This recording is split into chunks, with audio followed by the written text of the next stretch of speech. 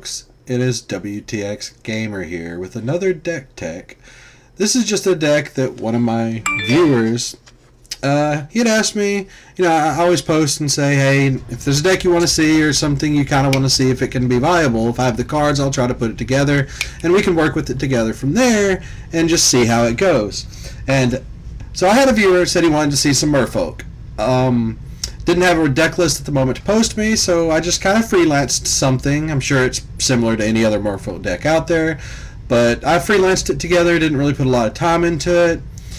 But what it is the deck starts off with, and of course I just removed one, but it's going to have 4 copies of the Mistcloak Herald, because Mistcloak Herald can't be blocked, and that's always a good idea in a merfolk deck. And then it's going to have Jadebearer, 4 copies of Jadebearer. And when Jadebearer enters the battlefield, you put a +1/+1 counter on another target merfolk you control. Which, if you can get enough of those out, putting them on Mistcloak Herald, then you keep pumping that Mistcloak Herald. It's unblockable damage coming through. Deep-Root Elite, whenever another merfolk enters the battlefield, so that's not cast, that's when it just enters, you get a +1/+1 on, or +1/+1 counter on another target merfolk, or I guess any target merfolk for that matter. I only have 3 in the deck. I didn't run too many because it kind of limited some of the other stuff I could play, so I only put 3. Then Merfolk Mistbinder, I have all 4 copies of it. Only drawback is Mistbinder is a lord, but does die to a fatal push.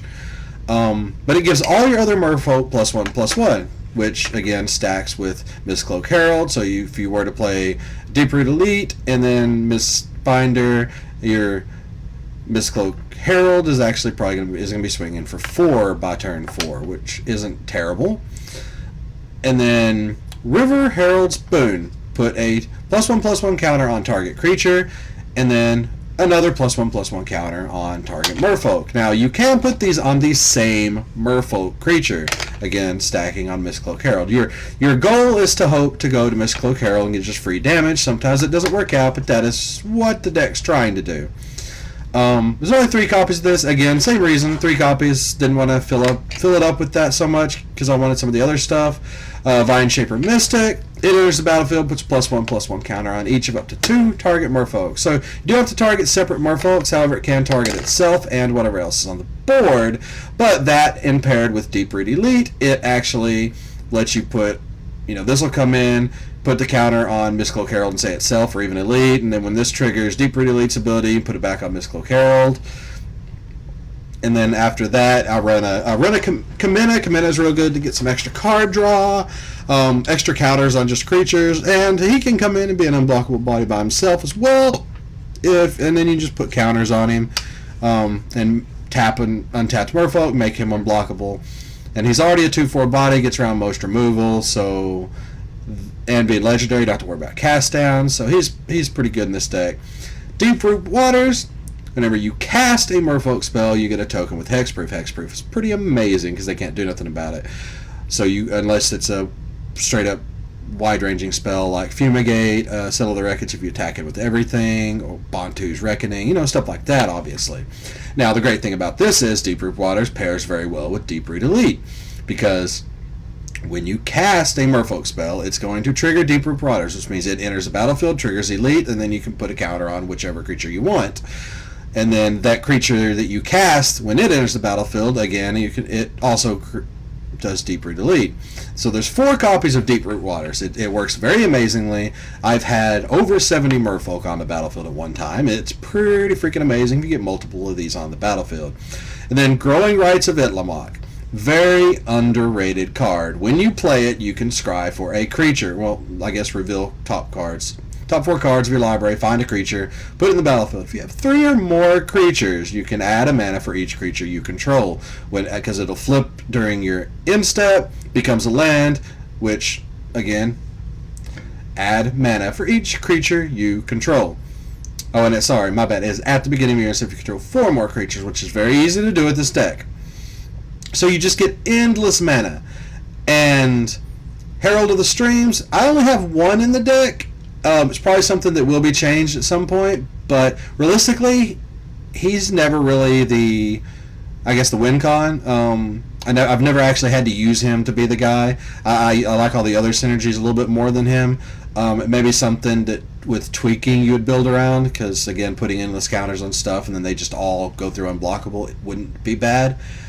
Tatyova, I got 3 in the deck. Like with legendaries, it's hard to put 4 of a legendary in a deck, because if you get multiple of them in your open hand, it's almost always a dead card and it feels bad. So 3 is usually my limit on legendaries.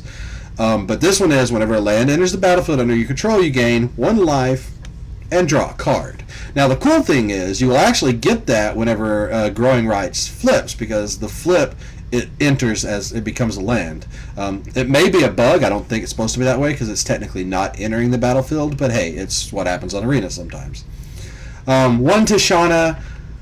I'm probably actually going to wind up taking out the Herald of Streams and adding another Tishana, but for now that's built with 1 Tishana, because if you got a lot of creatures, you draw a card for each creature you control, again, which pairs well with Deep Root Waters and just casting all your low cost merfolk, because you get to draw a bunch of cards. Now be careful with Tishana. The thing is he enters, or she enters, the battlefield and has power and toughness equal to the cards in your hand. So when she enters, if you have no cards in your hand, because she was the only card in your hand when you cast her, she enters as a 0/0 and immediately dies. Now it still triggers the draw, so you get all the draw, but because she entered as a 0/0, she dies, and because at that moment you had no cards in your hand, she's a 0/0, so still goes to the graveyard. But you don't lose out on the draw, so if you just desperately need cards, probably you can play her. If not, wait until the next turn whenever you draw a card. So draw your card, play Tishana, draw the whole hand, and then you have no maximum hand, so it doesn't matter how many creatures you have. Just make sure that you don't play Tishana in a way that mills you out. I wasn't paying attention the other day, had 27 cards in my deck, 35 merfolk, played Tishana, milled myself. Was like, oh crap, duh, yes, that happens. Land in the deck, I have 8 islands, 10 forests, 4 botanical sanctums, and 2 unclaimed territories. And then, 1 botanical sanctum, 3 hinterland harbors. I need to make that 4 unclaimed territories, because that's just what I have for the white-blue. I don't have a lot of the dual lands of that color. Obviously that will change, but that is the current deck that I made for just some weird, janky, fun, off-the-cuff, ladder-constructed merfolk deck.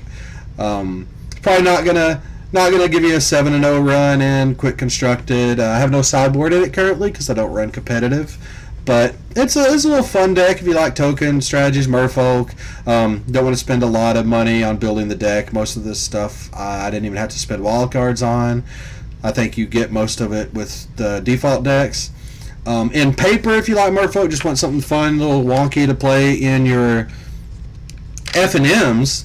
If you take out the Growing Rights and say throw in Jungleborn Pioneers. Jungleborn Pioneers a 2 cost, 2 or 3 cost, and it comes into play and creates its own 1/1 hexproof merfolk, which pairs really well with Deep Root Elite.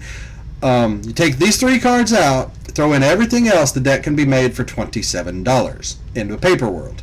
Not an expensive deck, kind of fun to play, and that is the deck that I call Merjank. Thank you for watching, and have a beautiful evening.